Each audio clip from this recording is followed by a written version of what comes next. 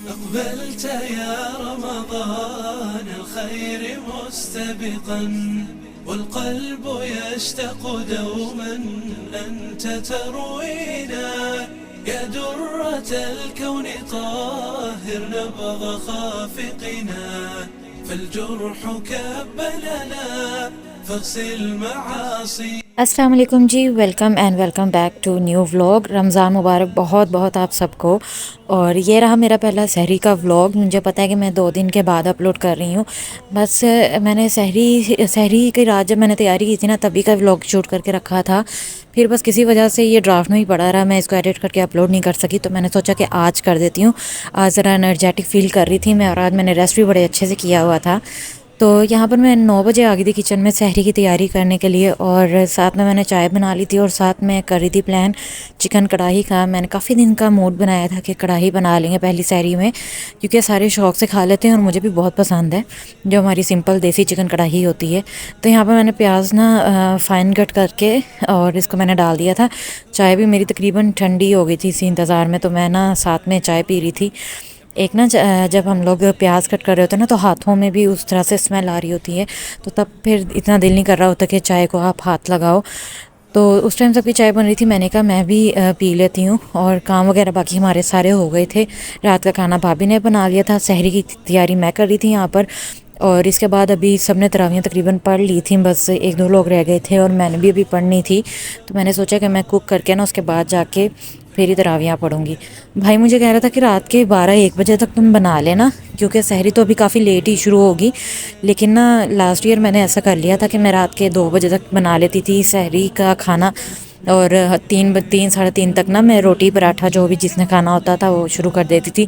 लेकिन इस दफ़ा नहीं मैंने ऐसा किया, क्योंकि वो फिर ना बड़ा बर्डन रहता है माइंड पे कि अभी जाकर बनाना है और उसके बाद फिर रोटियां बनेंगी, फिर सहरी करेंगे। तो मेरा प्लान था कि मैं करके फ्री हो जाऊं, उसके बाद जाके तरावियाँ पढ़ूंगी, फिर आराम से लेट जाऊंगी। अगर दिल किया तो सो जाऊंगी, अगर दिल ना किया तो वैसे ही अभी सर्दी है तो रज़ाई में घुसे हुए ना बड़ा सुकून मिलता है। तो एक आधी चाय सहरी से पहले तक मैं और पी लूँगी। अच्छा, ये बिल्कुल सिंपल तरीके से बना रहे हैं। एक तो होता है ना कि प्याज के बगैर आप कढ़ाई बनाते हो, ये वैसे नहीं बना रहे। बिल्कुल जिस तरह आप मसाला भूनकर हम लोग बनाते हैं ना देसी स्टाइल में, वैसे ही बना रहे थे। तो मैंने सोचा अगर किसी ने ऊपर से सूखी मेथी थोड़ी सी डाल के खानी होगी ना, तो वो भी कर लेंगे, बड़ी अच्छी लगती है। और ये टमाटो क्यूब्स मैंने आप लोगों के साथ पहले भी शेयर किया था कि मम्मा ने टमाटो ग्राइंड करके फ्रीज़ कर लिए, क्योंकि ये एक ही दफ़ा जब रमज़ान में एकदम प्राइसेस एकदम स्पाइक कर जाती है ना, तो उससे पहले जो जो चीज़ें आप लेके रख लो अच्छा होता है। तो हम इस तरह की चीज़ें लेकर, प्याज लेकर, टमाटर, जिंजर गार्लिक इकट्ठा लेकर, और मटर जो भी ग्रीन वेजीज हमें इजीली मिलती हैं लेके उनको अच्छे से फ्रीज़ कर लेते हैं काट के। तो इसको मैंने ब्लॉक को निकाल के ना इसके अंदर डाल दिया था। आज मैंने साबुत नहीं डाले थे टमाटर, जो ब्लॉक्स पड़े थे मैंने वही डाल दिए थे। और रात के खाने में हम लोग ने मिक्स वेजिटेबल्स बना लिए थे, और सामने घर से ना, सामने गली में कहीं से हलवा भी आ गया था। और अभी मैं सोच ही रही थी कुछ मीठा खाने का, कि चाय के साथ ना कुछ मीठा हो जाए, और साथ ही गरम गरम सूजी का हलवा आ गया था, तो वो खाया था मैंने। और उसके बाद फिर मैं आई थी कुकिंग करने के लिए।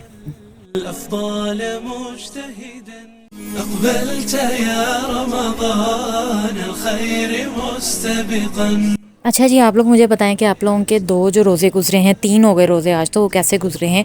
इतनी जल्दी 3 रोज़े गुजर भी गए हैं कि मतलब समझ ही नहीं आती कि इतनी स्पीड में टाइम गुजर रहा है। पहले इस तरह होता, लास्ट ईयर भी इस तरह था बल्कि, कि आपके ये रोज़े तो ना आपको एक एक रोज़े का पता चल रहा था। इस दफ़ा पहले रोज़े में तो बहुत ही ड्रेन्ड एनर्जी फील हुई है, क्योंकि अब ऐसा ऐसा आदत डल गई थी पानी ज़्यादा पीने की। तो मैं कुछ दिन से ना 3 लीटर्स पानी रेगुलर पी रही थी। तो जब मैं उठी हूँ और बिल्कुल डिहाइड्रेटेड फील हुआ ना, और फिर सारा दिन भी उसी तरह ही सफाइयाँ करते हुए भी बड़ा मूड खुश्क हो जाता है। और ख़ासतौर पे आपको जितने स्टेयर्स उतरने चढ़ने पड़े ना, उतने ज़्यादा आपका मूड ड्राई हो जाता है, फिर आपको और ज़्यादा दिल करता है पानी पीने का। तो तब बस पहले दिन बहुत ज़्यादा डाउन हो गई थी, सर में भी बहुत दर्द हुआ था। लेकिन उसके बाद के ये जो 2 रोज़े गुजरे ना, आज का भी रोज़ा माशाल्लाह बड़ा अच्छा गुजर गया। आपकी बॉडी यूज्ड होने लग जाती है ना चेंजेस की। ये बिल्कुल इंटरमिटेंट फास्टिंग की तरह ही होता है कि आप कितनी देर से कितनी देर में मील ले रहे हो, और उसके बाद कितनी देर आपने पूरा एक आपका जो ईटिंग विंडो है वो क्लोज रहेगा।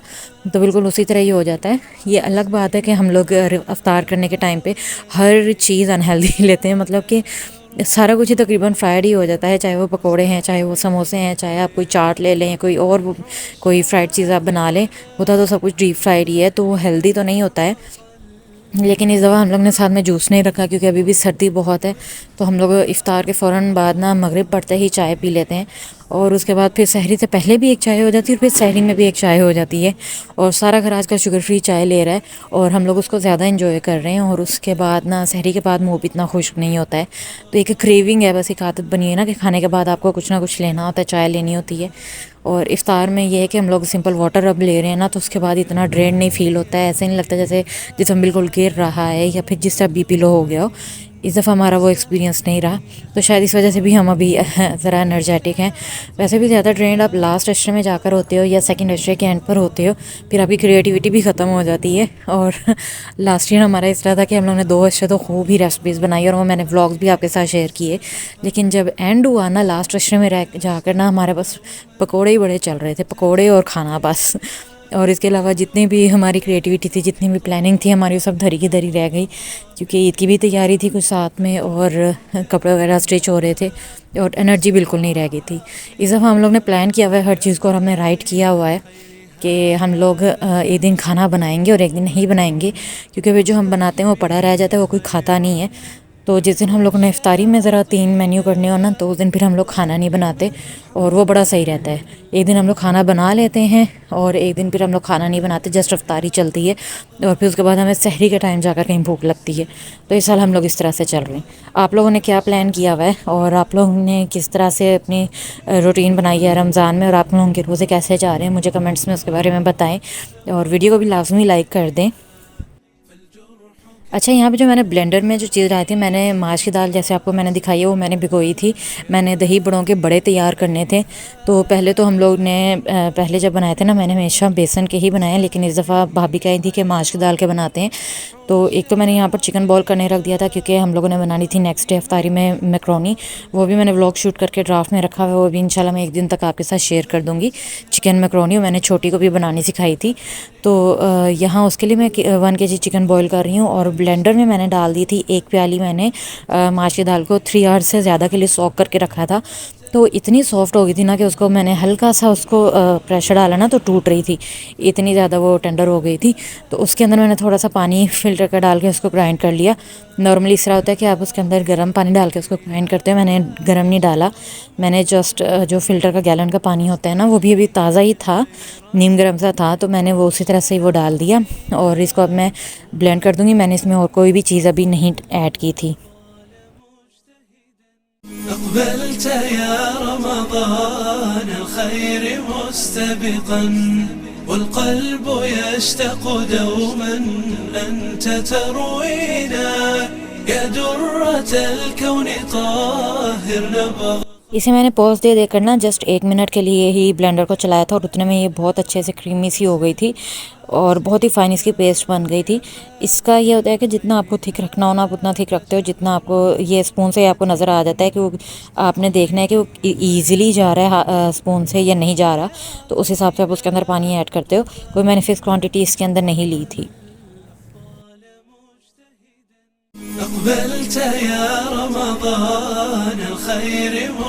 अब मुझे लग रहा था कि मुझे इसको थोड़ा सा और पतला करना चाहिए, क्योंकि ज़्यादा ही थिक था और ये पड़े हुए भी फूलेगा, तो मैंने थोड़ा सा पानी इसके अंदर नीम गर्म करके ऐड कर दिया है, जस्ट अंदाज़न। ये आप कह लें कि 2 घूंट लिया होगा मैंने पानी और उसके बाद मैं इसको मिक्स करके देख लूँगी, जितना सा मुझे चाहिए होगा ना, जितनी मुझे इसकी थिकनेस चाहिए उतना मैं रख लूँगी।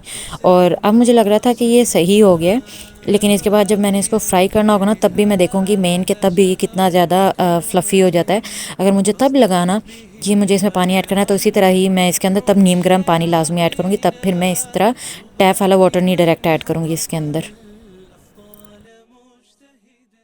أقبلت يا رمضان الخير مستبقا والقلب يشتاق دوما أنت تروينا يا درة الكون طاهر। अब मैं इसको ना विस्कर के साथ अच्छे से विस्क कर लूँगी, क्योंकि मैदे को, बेसन को और केक के मिक्सचर को ना, जिस भी चीज़ को आपने विस्कर के साथ विस्क किया होता है ना, वो बहुत ज़्यादा फूलती है और जब हम फ्राई करते हैं ना इस तरह फ्लफ़ी होती है, जैसे उसमें आपने बेकिंग सोडा डाला होता है, चाहे आपने ना भी डाला हो।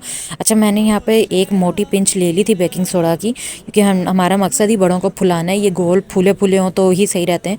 तो मैंने इसके अंदर डाल दिए। कुछ लोगों को नहीं भी पसंद होता तो वो स्किप भी कर देते हैं। जब मैं बेसन के बनाती हूँ तो मैं कभी भी नहीं ऐड करती बेकिंग सोडा, मैं पकौड़ों में भी नहीं ऐड करती। मैं उसको विस्क इतना कर लेती हूँ कि वो खुद ही उतने फ्लफ़ी हो जाते हैं। अभी वैसे मैंने इसके अंदर डाल दिया था। वैसे भी मैं माश के दाल के फ़र्स्ट टाइम बना रही हूँ बड़े। मैंने अपने प्रीवियस जितने भी व्लॉग्स शेयर किए उसमें मैंने दही बड़े जब रमज़ान में बनाए थे ना, तो मैंने बेसन के ही बनाए थे और वही मिक्सचर मैंने लिया था जिससे मैंने फिर आलूओं के पकोड़े बनाने थे। यहाँ पर चिकन हमारा बॉईल होने लग गया था तो मैं इसको भी चेक करूँगी। मुझे बिल्कुल 100% ये वेल बॉइल्ड चाहिए, क्योंकि इसके बाद हमने इसको श्रेड करना है मैक्रोनी में डालने के लिए। तो मैं इसको बिल्कुल ही टेंडर लूँगी।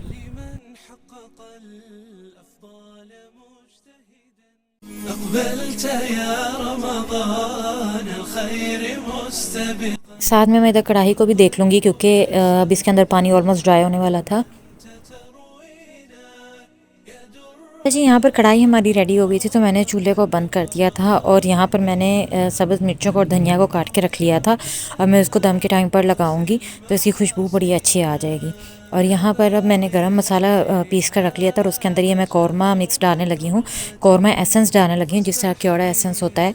तो ये बिल्कुल मैं 2 से 3 ड्रॉप्स इसके अंदर डाल दूँगी 1 टेबलस्पून गरम मसाले के अंदर। और ये डाल के जब मिक्स करें ना तो उसके बाद इसकी खुशबू ज़्यादा आती है और थोड़ा सा ना इसके अंदर देगी टच भी आ जाता है। तो वो अब मैं इसके अंदर ऐड करके इसको अच्छे से मिक्स कर लूँगी।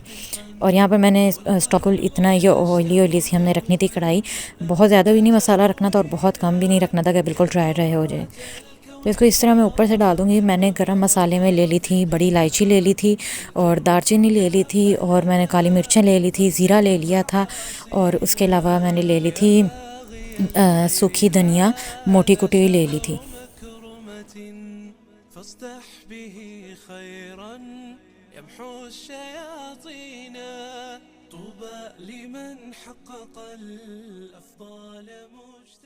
अब इसके बाद मैं इसके ऊपर डालूंगी धनिया और मिर्चें, और अगर आप चाहें ना तो इसके ऊपर से थोड़ा सा गरम मसाला वैसे भी अलग से डाल सकते हैं अगर ज़्यादा आपको करना है, लेकिन मैंने इससे ज़्यादा नहीं फिर डालना, फिर उसके बाद ना हार्ट बर्न होने लग जाता है।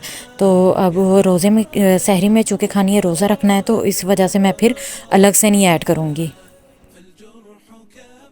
और यहाँ वरना चिकन भी बहुत है तो अब मैं इसकी जो यखनी है उसको निकाल लूँगी, पानी को हम लोग करेंगे थोड़ा सा ड्रेन और इसके अंदर से मैं पीस निकाल के रख दूँगी। ये वैसे हमें कल करना था लेकिन मैंने सोचा कि अब चूँकि मैं लगी हुई हूँ तो साथ ही फिर मैं ये भी चिकन साफ़ करके बॉईल कर लेती हूँ, स्पेस भी बच जाएगी और फिर ये कि कल के लिए भी थोड़ा सा टाइम भी बच जाएगा। फिर ज़रा आराम से किचन में आएंगे, मतलब कि 4 बजे तक भी आऊँगे ना किचन में तो बड़े आराम से फिर भी मैनेज हो जाएगा। यखनी यहाँ पे मैंने निकाल के रख ली है क्योंकि हमने दाल चावल का प्लान किया था, तो हमने सोचा था कि उसके अंदर ही ना दाल के अंदर ही यखनी डाल के बना लेंगे ना तो बड़ी टेस्टी बनती हैं दाल चावल। तो और यहाँ पे मैंने चिकन इसको निकाल के मैंने स्टील के बाउल में रख दिया इसको फैला के। अभी इसको श्रेड नहीं करेंगे, इसको मैं ऐसे ही रख दूँगी, इसको श्रेड बाद में कर लेंगे। एक तो ये गर्म बहुत है अभी और एक ये कि अब मैं एग्जॉस्ट हो चुकी थी, अब मैं थक गई थी और अभी मुझे जाके तरावी पढ़नी थी और 10 से ऊपर का टाइम हो रहा था। तो यहाँ पे मैं आ गई थी और मैंने एक दफ़ा फिर से अभी चाय बनाकर पी ली थी इतने में। उसके बाद मैंने वज़ू किए, यहाँ पे लिविंग रूम में आ गई थी। अब मैं चूल्हे के आगे से आई थी ना तो मुझे बहुत ज़्यादा गर्मी लग रही थी, थोड़ा सा फ़ैन मैंने ऑन कर लिया था बिल्कुल लो स्पीड पे रख के। और फिर यहाँ पे मेरे पीछे भी जा रहा था, उसको भी मैंने साइड पे किया था। इधर अब मैं कर लूँगी पहली तरावी की तैयारी। और अगर आपने यहाँ तक व्लॉग को देख लिया और अगर आपको व्लॉग अच्छा लगा है तो वीडियो को लाइक कर दें और चैनल को सब्सक्राइब कर दें। और आपने पहली सहरी के लिए किस चीज़ का एहतमाम किया मुझे वो कमेंट में बताएं, और आप लोग वीडियो कहाँ से देख रहे हैं वो भी मुझे कमेंट में बताएँ। मैं आपसे मिलती हूँ नेक्स्ट व्लॉग में। Thank you so much for watching. Ramzan मुबारक। अल्लाह हाफिज़।